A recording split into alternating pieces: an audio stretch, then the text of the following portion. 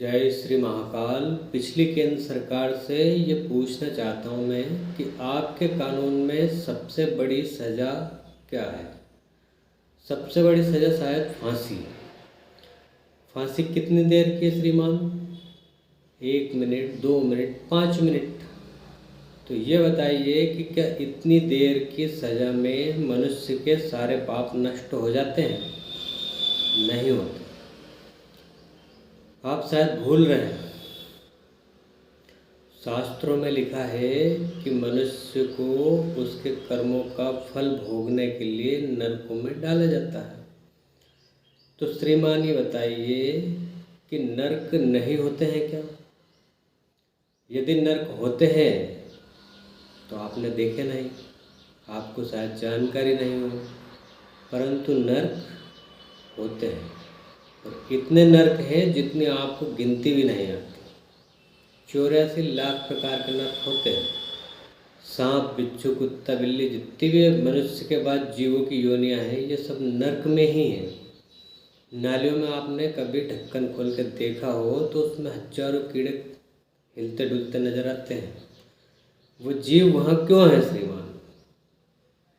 क्योंकि मनुष्य योनि में जितने भी उसने बुरे कर्म किए हैं, उन कर्मों का बंधन उसके साथ मौजूद है। मनुष्य अपने कर्म बंधनों से बंधा हुआ होता है। मनुष्य जैसे कर्म करता है वैसा उसे फल भोगना पड़ता है।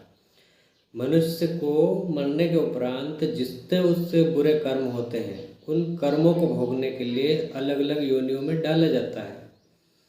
मनुष्य को यदि अधिक बुरे कर्म हुए तो महारौरव नरक में डाला जाता है। अब महारौरव नरक क्या होता है? ऐसा नरक जहाँ पर जीवन भयंकर कष्टों से भरा हुआ हो, जैसे कि नालियों में सड़ने वाले कीड़े, काले कीड़े, बारिश में पैदा होने वाले, ऐसे कई जीव जो जंगल में पाए जाते हैं, गारा खाते हैं, जिनको पहनने ओढ़ने के लिए कपड़े नहीं मिलते, जिनकी आवाज़ सुनने के लिए कोई मौजूद नहीं होता है, जिन्हें सिर्फ खाना है और कष्ट भोगना है और अपने बुरे कर्मों के कर्म बंधनों को काटना पड़ता है। तो श्रीमान, मनुष्य होने के बाद जितनी भी योनियां हैं वो सब नरक में ही है। यहाँ तक कि मनुष्य योनि में भी नरक है। मनुष्य योनि में जब आप 9 महीने पेट में रहते हैं तो उस जगह सारी गंदगी मौजूद होती है और उस नरक से ही बाहर आते हैं आप। तो नरक ही है।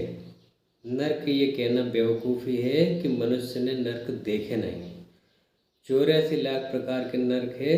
तेल में तले भी जाते हैं कीड़े मकोड़े। किसी होटल पे जाके देखिए आप तो नरक में कई कीड़े मकोड़े तैरते हुए नजर आ जाएंगे। वो तले ही जा रहे हैं। दूसरे नालियों में जो कीड़े हैं वो हजारों वर्ष से उस नाली में है और उसमें रहेंगे जब तक कि उनके पाप कर्म खत्म ना हो। तो श्रीमान, नरक भी है और सजा भी दी जाती है। श्रीमान, प्रकृति ने जो नियम बनाए हैं वह कानून ही है। नियम, कानून, कायदे तीनों एक ही होते हैं और नियमों को ही कानून कहा जाता है। शास्त्रों में जितने नियम हैं, उन नियमों के आधार पर प्रकृति अपना काम करती है। आपके मानने और नहीं मानने से प्रकृति अपने कानून को नहीं बदलती। 84 लाख नरक योनियों में जीव को डाला जाता है उसके बुरे कर्मों के आधार पर। मनुष्य कर्म बंधनों से बंधा हुआ है, इसे आप नकार नहीं सकते। तो प्रश्न ये उठता है श्रीमान कि प्रकृति के कानून को हटाने का अधिकार आपको किसने दिया? इसका जवाब दीजिए। अगले वीडियो का इंतजार कीजिए। जय श्री महाकाल।